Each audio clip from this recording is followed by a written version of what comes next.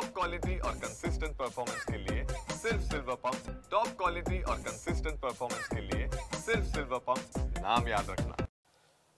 Monsoon आणि कोकण यांचं एक वेगळं नातं आहे।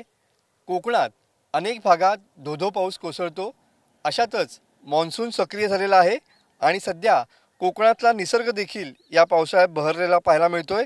ऐन पावसाळ्यात कोकणातला निसर्ग डोळ्यांना सुखावणारा या ठिकाणी पाहायला मिळतोय। आपण सध्या या उक्षी गावात आलेलो आहोत आणि तुम्ही बघू शकता की उक्षी गावातल्या या डोंगर रांगा पूर्ण हिरवाईने नटलेल्या पाहायला मिळत आहेत।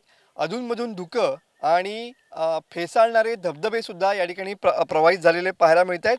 कोकणातल्या डोंगर रांगा सध्या हिरव्यागार झालेल्या पाहायला मिळत आहेत। कदाचित जून महिन्यामध्ये हे चित्र कधी बघायला मिळत नाही, मात्र सध्या जो मॉन्सून लवकर सक्रिय झालेला आहे त्यामुळे सध्या कोकणातलं निसर्ग सौंदर्य या ठिकाणी खुललेलं पाहायला मिळतंय।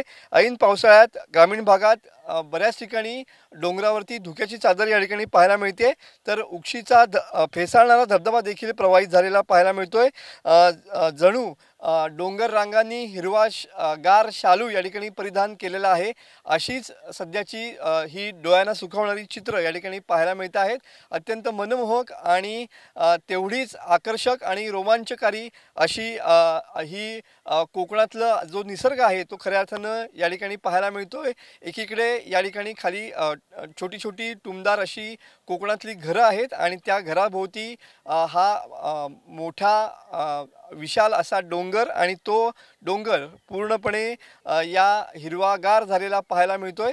खऱ्या अर्थानं कोकणातलं हे निसर्गाचं रूप पाहण्यासाठी अनेक पर्यटक कोकणामध्ये येत असतात आणि याच निसर्गाची भुरळ जी आहे ती कोकणातल्या येणाऱ्या पर्यटकांना या ठिकाणी पाहायला मिळते।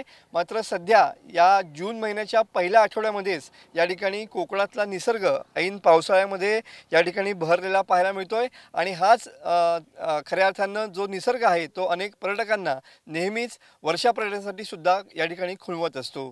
कॅमेरामन समित गजनेसह मी मनोज लेले, TV9 मराठी, रत्नागिरी।